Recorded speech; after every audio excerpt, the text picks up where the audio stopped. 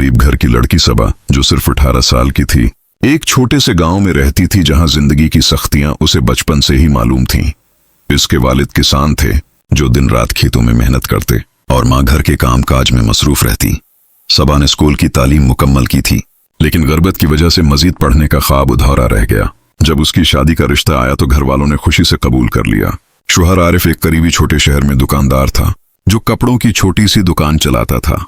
घर वालों ने बताया कि आरिफ अच्छा इंसान है, मेहनती और देनदार। सबा ने सोचा कि शादी के बाद उसकी जिंदगी बदल जाएगी, गुर्बत से नजात मिलेगी, एक खुशहाल घर मिलेगा और शायद वो अपने ख्वाब पूरे कर सकेगी।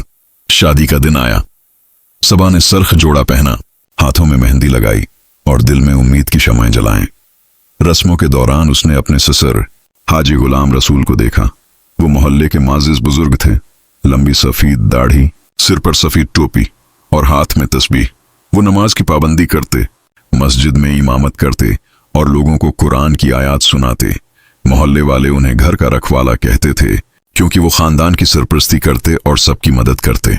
लेकिन शादी के दिन से ही सबा को लगा कि हाजी साहब की निगाहें इस पर टुकी रहती हैं, एक अजीब भूख भरी निगाह जो उसे बेचैन कर देती। वो सोचती शायद वहम है, बुजुर्ग हैं, बाप जैसे। शादी के बाद सबा ने घर आई। घर छोटा सा था लेकिन शहर में था। एक सहन, 2 कमरे, बावर्ची खाना और ऊपर छत। आरिफ सुबह सवेरे दुकान पर चला जाता और रात देर से वापस आता, थका हारा। घर में सिर्फ सबा, उसकी सास और हाजी साहब रहते। सास बूढ़ी और बीमार थीं। शौगर और जोड़ों का दर्द, ज्यादातर बस्तर पर पड़ी रहते। कभी कभार उठते तो सबा को काम सिखाते। सबा ने घर संभाल लिया, सफाई, खाना पकाना, कपड़े धोना, सब कुछ। वो कोशिश करती कि सब खुश रहें, खासतौर पर हाजी साहब जो घर के मालिक थे। पहले महीने तो सब ठीक चला। आरिफ के साथ सबा की अच्छी बनती, वो उसे प्यार करता, कभी कभार बाजार से तोहफे लाता। लेकिन एक दिन जब सबा बावर्ची खाने में बर्तन धो रही थी, गर्म पानी की नल से बहता पानी और साबुन की खुशबू में अचानक पीछे से एक हाथ उसकी कमर पर फंसला। वो अचक कर मड़ी तो हाजी साहब खड़े थे, मुस्कुराते हुए। उनकी आंखें चमक रही थीं। बाबा जी, आप? सबा ने घबरा कर कहा, हाथ में बर्तन थामे। इसका दिल धड़क रहा था।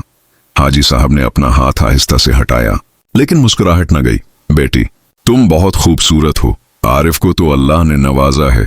तुम जैसा हीरा मिलना किस्मत की बात है। उनकी आवाज में एक अजीब सी नरमी थी जो सबा को डर लगा रही थी। उनकी निगाह उसके चेहरे से नीचे सिरक रही थी। सबा ने फौरन बावर्ची खाना छोड़ दिया और कमरे में जाकर दरवाजा बंद कर लिया। उस रात जब आरिफ आया, सबा ने रोते हुए सब बताया। आरिफ, तुम्हारे बाबा, इन्होंने मेरी कमर पर हाथ रखा, मुझे अच्छा नहीं लगा। आरिफ ने हंस कर टाल दिया। अरे पागल, बाबा तो बुजुर्ग हैं, वो तुम्हें बेटी कहते हैं। शायद गलती से हाथ लग गया होगा, तुम्हारा वहम है। बाबा जैसे देनदार आदमी पर शक मत करो। सबा चुप हो गई, लेकिन दिल में एक खौफ बैठ गया। दिन गुजरने लगे और हाजी साहब की हरकतें बढ़ती गईं। कभी वो सबा के कमरे में बगैर दस्तक दिए दाखिल हो जाते, कहते बेटी चाय ला दो, और उनकी निगाहें उसके जिस्म पर फिरते। कभी रात को जब सब सो रहे होते, सबा को लगता कि दरवाजे के बाहर कोई खड़ा है। सांस की आवाजें, हल्की सी खटखटाहट। वो दरवाजा अंदर से बंद करके सोने लगी, लेकिन नींद ना आती। सास से कहने की हिम्मत ना हुई क्योंकि वो हाजी साहब की बीवी थी और बीमार भी। एक दिन सास को हिस्पताल ले जाना पड़ा। उनकी तबीयत ज्यादा खराब हो गई। आरिफ भी शहर से बाहर एक काम के लिए गए हुए थे। 2 दिन की बात थी। घर में सिर्फ सबा और हाजी साहब थे। दिन भर सबा ने खुद को कमरे में बंद रखा, लेकिन शाम को हाजी साहब ने आवाज दी, बेटी आओ, तुम्हारे लिए कुछ लाया हूं बाजार से। सबा हचकचाकर बाहर आई। हाजी साहब सहन में बैठे थे, एक पिक्ट हाथ में। ये सूट है, खूबसूरत, तुम पर अच्छा लगेगा, पहन कर दिखाओ। सबा ने पिकट लिया। देखा तो वाकई खूबसूरत था, गुलाबी रंग, चमकदार काम, लेकिन उसका दिल घबरा रहा था। बाबा जी, ये क्यों? मुझे नहीं चाहिए। हाजी साहब की आवाज में एक गर्मी आ गई। अरे पहन लो, मैं तुम्हारा बाप हूं, तुम्हारी खुशी चाहता हूं। सबा कमरे में गई, सूट पहना। जब बाहर आई तो हाजी साहब की आंखें चमक उठें। वो उठे और करीब आए। वाह, मेरी बहू तो परी लग रही है, अल्लाह ने क्या बनाया है। अचानक उन्होंने सबा का हाथ पकड़ लिया और खींचकर अपने करीब कर लिया। सबा चीखी, बाबा जी ये क्या कर रहे हैं? छोड़े मुझे, अल्लाह का खौफ करें। लेकिन हाजी साहब ने उसे दीवार से लगा दिया। उनकी सांस तेज थी, दाढ़ी सबा के चेहरे को छू रही थी। चुप, कोई सुन लेगा तो तुम्हारी इज्जत खाक में मिल जाएगी। मोहल्ला क्या कहेगा? आरिफ को बताओगी तो वो तुम्हें तलाक दे देगा, तुम्हें घर से निकाल देगा। मैं तो तुम्हारा बाप हूं, तुम्हारी भलाई चाहता हूं, बस थोड़ी सी प्यार। इनके हाथ सबा के जिस्म पर फिसलने लगे, सूट को छूते हुए। सबा रो रही थी, इसने जोर से धुका दिया। नहीं, ये गुनाह है। वो भागकर कमरे में बंद हो गई, दरवाजा लॉक कर लिया। सारी रात वो रोती रही, सोचती रही कि क्या करे। माँ बाप को बताए, वो गरीब हैं, क्या करेंगे। आरिफ पर भरोसा नहीं रहा। अगली सुबह आरिफ आया।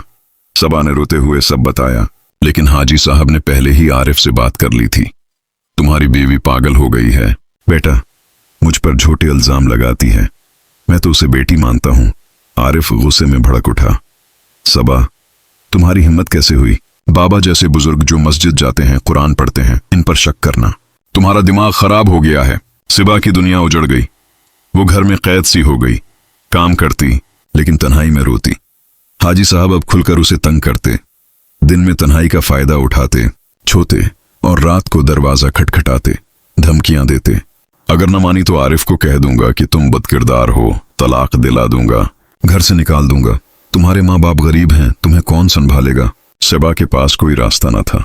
वो खामोश रहती, लेकिन अंदर से टूट रही थी।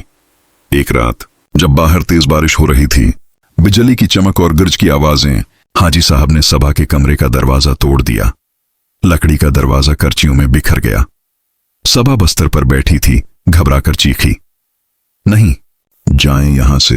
हाजी साहब अंदर आए, उनकी आंखें सरख, दाढ़ी भीगी। अब कोई नहीं बचाएगा तुम्हें। सास अस्पताल में, आरिफ बाहर, पड़ोसी बारिश में सो रहे। ये घर मेरा है, सब मेरा है, तुम भी। उन्होंने सबा को पकड़ लिया, उसकी बाजुओं को जकड़ा। सबा ने मुजाहमत की, नूचा, काटा, लेकिन हाजी साहब बूढ़े थे मगर ताकतूर, बरसों की मेहनत से जिस्म मजबूत। उन्होंने सबा के कपड़े फाड़ दिए, इसके जिस्म को छुआ, और वो वहशत जो हुई, वो सबा की जिंदगी का सबसे काला, सबसे दर्द भरा लम्हा था। सबा की चीखें बारिश की आवाज में गुम हो गईं। वो खुद को बेबस महसूस कर रही थी, जैसे उसकी रूह मर गई हो।